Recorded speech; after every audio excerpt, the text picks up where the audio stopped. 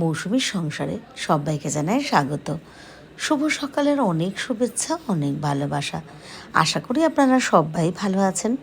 পুরো ভিডিও দেখার অনুরোধ রইল সবার কাছেই। ভালো লাগলে একটা লাইক, একটা কমেন্ট আর একটা শেয়ার করে দেবেন।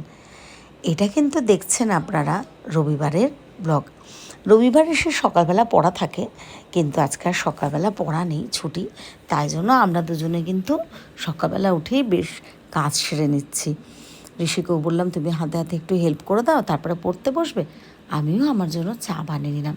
তারপরে আমি চা খেয়ে নিচ্ছি আর ঋষি জলের বোতল ভরা ওর কাজ করে নিচ্ছে। আমরা তাড়াতাড়ি আমাদের কাজগুলো সেরে চলে গেছি আমাদের বাপের বাড়ি, মানে আমার বাপের বাড়ি আর আপনাদের রীতিশার কাছে। এই দেখুন, প্রথমে এসে একটু হাত পা ধুয়ে চেঞ্জ করে একটু রীতিশার সাথে আহ্লাদ করে নিচ্ছি। তো তারপরে কিন্তু আমাদের শুরু হবে রীতিশার কিছু টুকটাক কাজ, যেরকম আঁকা, একটু আবৃত্তি বা নাচ, মানে ওর মুডের ওপর ও যেটা করতে চাইবে সেটাই করাবো, ওকে কোনো জোরের ব্যাপার থাকে না।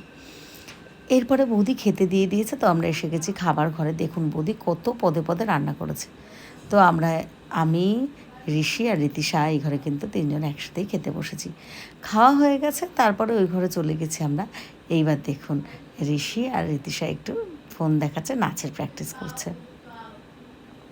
এই দেখুন এইগুলো সব আমার ভাইয়ের ছেলের জামা কাপড়, এর মধ্যে ভাইয়ের মেয়ের দু একটা আছে, সব এগুলো শেয়ার করছে। তো আমি সব দেখছি, তাই ভাবলাম চলুন আপনাদের সাথে একটু শেয়ার করে নিই।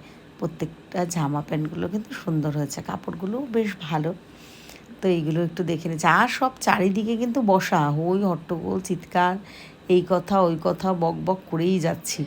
আসলে আমি তো কথাগুলোকে স্কিপ করে দিই, আর ওদেরও দেখাচ্ছি না, কেন কি আমি ওগুলোই একটু শেয়ার করছি, তাই জন্য আমি ওগুলো সব স্কিপ করে দিয়েছি।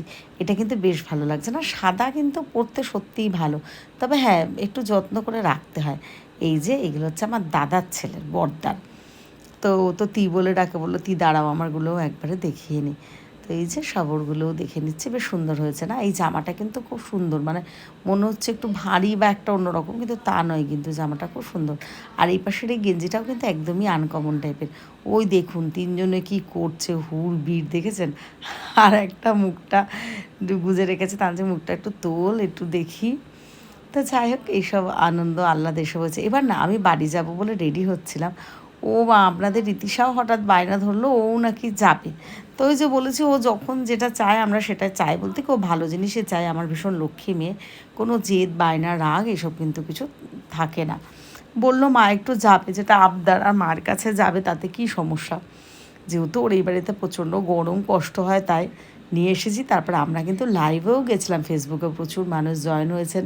গতকালকে লাইভটা সবাই বলেছেন যে হ্যাঁ খুব ভালো লাইভ হয়েছে।